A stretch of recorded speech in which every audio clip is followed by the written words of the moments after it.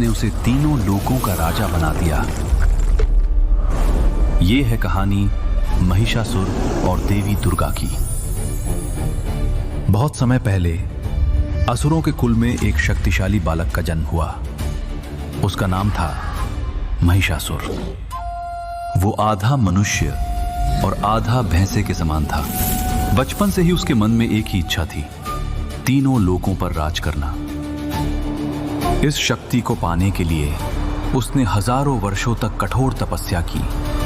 अंततः उसकी तपस्या से प्रसन्न होकर ब्रह्मा जी उसके सामने प्रकट हुए। महिषासुर, मैं तुम्हारी तपस्या से प्रसन्न हूं। मांगो, तुम्हें क्या वरदान चाहिए? हे ब्रह्मदेव, आपका दर्शन होना ही मेरे लिए वरदान समान है, परंतु देना ही है तो मुझे अमरता का वरदान चाहिए।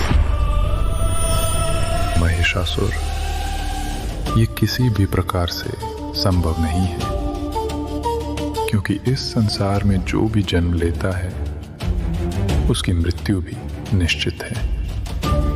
इसलिए वत्स, तुम कुछ और मांगो।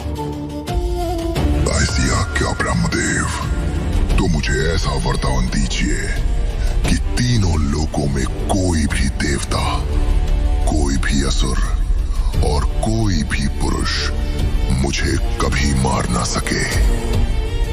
तथास्तु। ब्रह्मा के वरदान से शक्ति पाकर महिषासुर का अहंकार और बढ़ गया। उसने विशाल असुर सेना तैयार की और स्वर्ग पर आक्रमण कर दिया। देवताओं के राजा इंद्र अपनी सेना और ऐरावत के साथ युद्ध के लिए आगे बढ़े,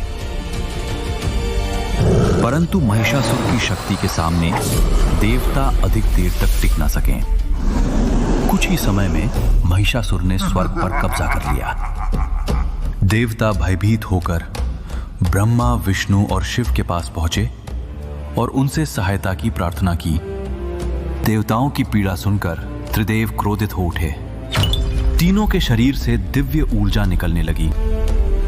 शिव, विष्णु और ब्रह्मा की शक्तियां एक साथ मिल गईं और उस दिव्य तेज से जन्म हुआ देवी दुर्गा का, जो सूर्य के समान तेजस्वी और दिव्य थी। देवताओं ने श्रद्धा से उनका नमन किया और त्रिदेव ने उन्हें एक एक कर अपने अपने दिव्य अस्त्र दिए। देवी, मेरा कमंडल और वेद स्वीकार करें। सभी अस्त्र प्राप्त कर देवी दुर्गा ने ऐसी गर्जना की जिससे पूरा ब्रह्मांड कांप उठा और उद्घोषणा करते हुए बोली, महिषासुर का अंत अब निश्चित है।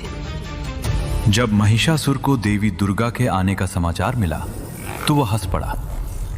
एक स्त्री, देवताओं ने मेरे विरुद्ध एक स्त्री को भेजा है, उसे तो मेरी सेना ही समाप्त कर देगी।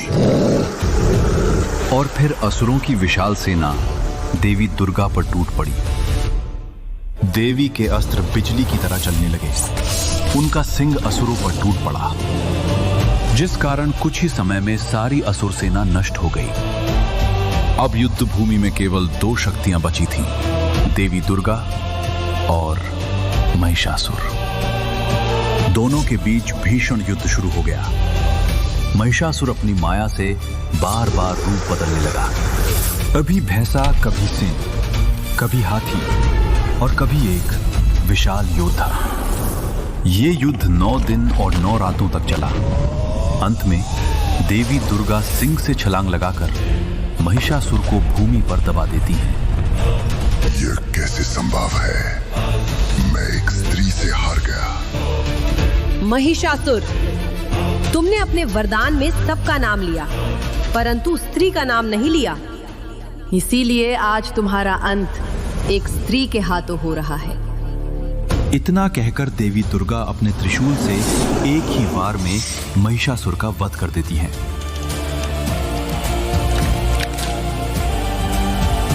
और इसी कारण तब से देवी दुर्गा को महिषासुर मर्दिनी कहा जाता है।